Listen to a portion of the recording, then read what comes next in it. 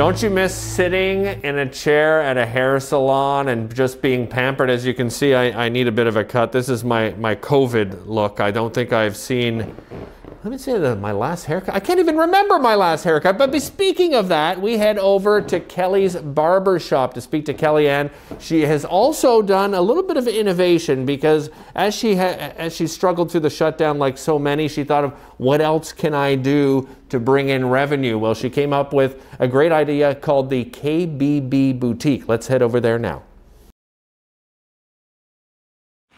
I started, as I said, at Lester's Barber Shop, and it was kind of, it was one of those things that it was just an opportune time for me to get into it, just because he had decided that he was going to retire after the fire, and then the opportunity presented itself that I could open my own shop.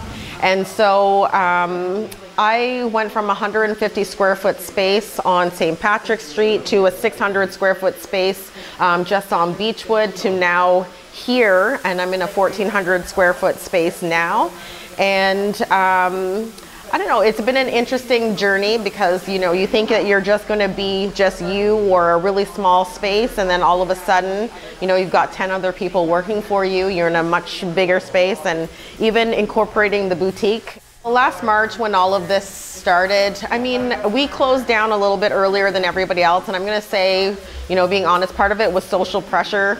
We shut down before everybody else did, and I'm watching all these other salons, you know, just be really responsible and say we don't want to be a part of the process. So we got ahead of it and closed, and then, you know, the week later, the government's like, everybody's shutting down. And so it was a little nerve-wracking, but in the beginning I'm like, this is 2 weeks, it's not that big of a deal, we can survive it, it's whatever. And then as it goes on, you're like, okay, it's gonna be a little bit longer, it's gonna be a little harder. I guess the first step of us, you know, trying to innovate and just keep moving forward was when the salon is closed, right? It's like, what do you do? Our whole industry is based on being with people, cutting their hair, providing a service. You have to be people together to do that. You can't do that remotely at all.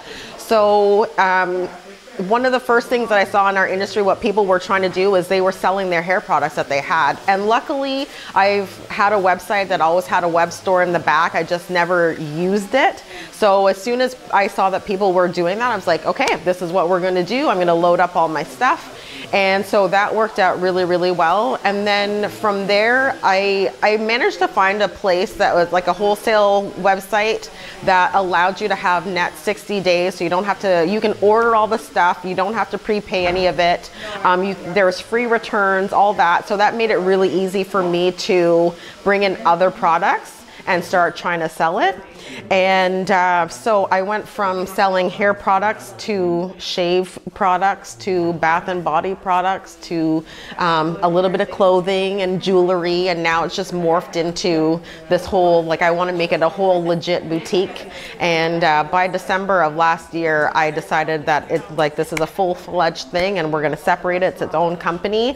So it's really finding an opportunity that's there and running with it. So it's been really fun. Our clients are loving it. Our clients that have been here for a long time, they love it. I do lives every week, and so it's really fun to see our clients from the salon and the barbershop jump into the lives and, you know, get their feedback on some of the pieces that we have in, and then stop by whenever they can to try and shop. So it's been pretty amazing. My vision for the future for the boutique, like right now we do have it set up in our waiting area. Because of the government restrictions right now, we're not allowed to have waiting areas within the salon. So to me, the best use of that space was to put on display the things that we're selling. So as customers come in, they're like, oh, you know, here's this new thing. We are mainly online, so what we have in front is just a small taste of the inventory that we do have. So people can find anything that we have there. We ship it out all across the country, all across the city, whatever. Right now, I don't know like what else I'm going to do with the boutique. I have had dreams of maybe having a storefront, but at this point, I'm just like, you know, just get this off the ground, make sure this works well, and go from there. Well, I've been in this neighborhood now for 12 years. Yeah, 2008 is when I came back and I started working here.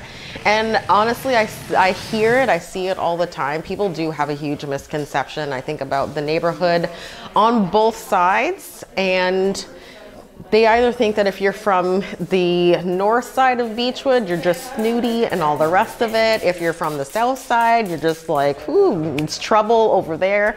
And I find the one amazing thing about being in this community and being located where I am and having the clients come from where I do, there's so many just really down to earth, nice people. It's a great community. People want to support you. People are very proud of this community. If you're here, like, to me, and I've always said this, Beechwood, this whole area is a small town within the big city. Everybody knows everybody. Everybody's connected, but not in the way that everybody's in your business, right? Just people want to support. Your kids go to school together, they play sports together, you work together, you guys grew up together. Even if you left, you came back, because it's that kind of close-knit community. So it's really special around here.